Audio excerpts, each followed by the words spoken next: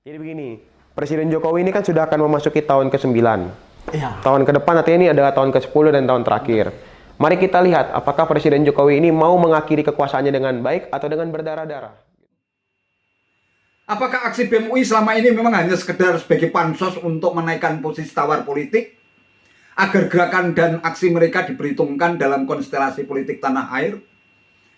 Kalau memang benar seperti itu, sungguh naif dan sangat memalukan.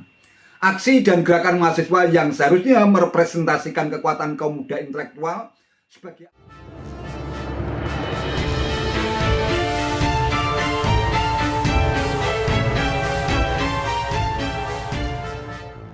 Assalamualaikum warahmatullahi wabarakatuh. Salam sejahtera untuk kita semua, salam budaya.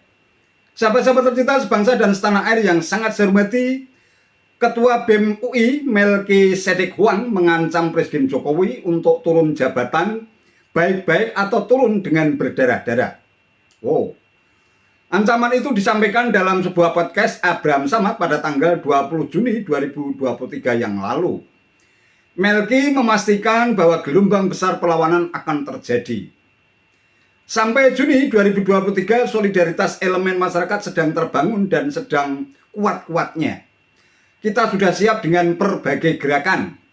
Jokowi menebar ketakutan pada anak muda untuk bersuara. Kita lihat apakah Jokowi peduli.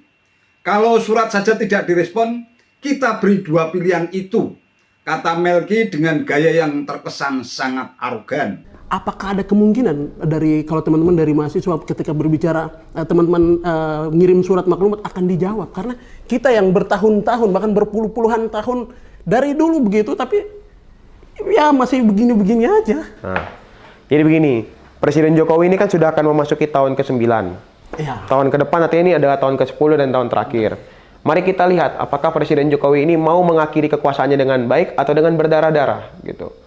Jika dia ingin mengakhiri kekuasaannya dengan baik, dia harus tunjukkan itikat baiknya untuk kemudian merespon suara-suara masyarakat.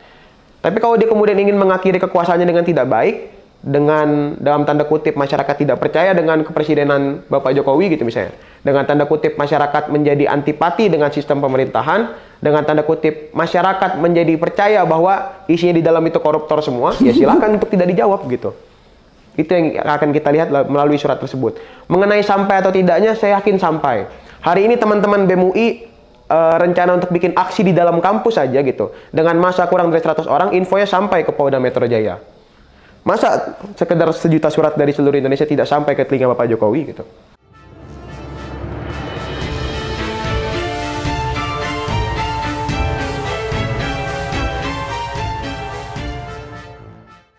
Iya.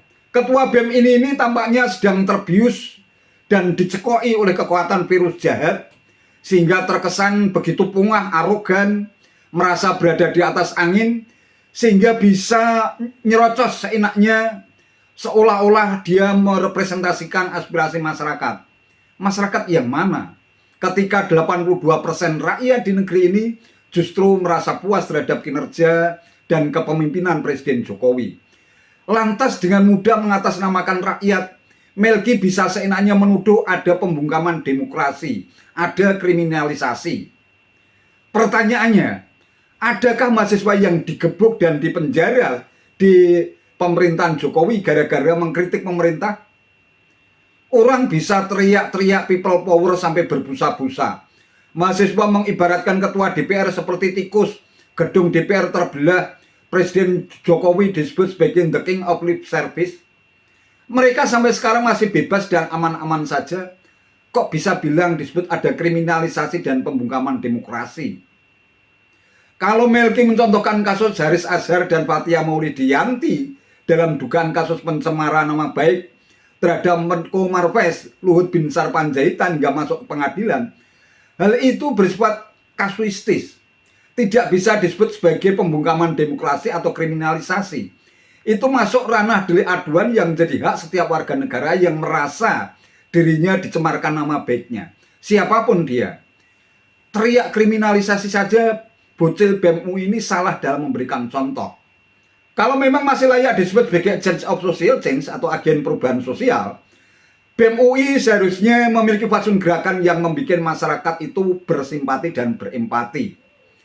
Jangan hanya sekadar terbius oleh gelontoran media sosial dengan berbagai macam berita-berita hoax, tidak pernah berbaur, tidak pernah merasakan denyut dan urat nadi masyarakat, hanya menggunakan berita-berita hoax semacam itu lantas dengan mudah mengklaim dirinya mengatasnamakan rakyat.